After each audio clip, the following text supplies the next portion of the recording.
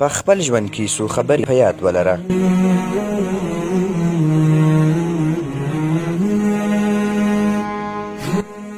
د سختۍ او غوسې پر مهال تصمیم ونیسه او د سختۍ او خوشحالۍ پر مهال چاته واده مه ورکوه. که چاته په یوازیتوب کې نصیحت کوي نو یقینا چې ورته نصیحت کوي، او که د خلکو په مخ کې ورته نصیحت کوي نو په حقیقت کې یې شرموي. په بالښت مه ژاړه ځکه چې ګټه نه کوي. پاسه په جاینماز په سجده کې وژاړه.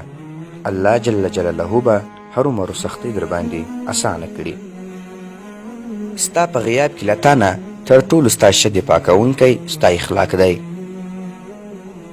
هر لوی بادشاه یو وخت وړوکی ماشوم و چې ژړل به یې، او هره ستره ماڼۍ یو وخت یوازې د ځمکې پر مخ نقشه وه.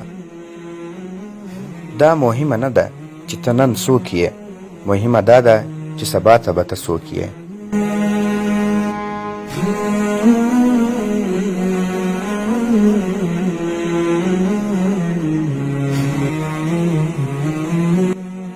څوک چې له تیر وخت څخه پند وانخلي راتلونکی هیڅکله پرې رحم نه کوي. د نصیحت او پند خبره که پر دیوال هم لیکلې وي عمل پرې وکړه.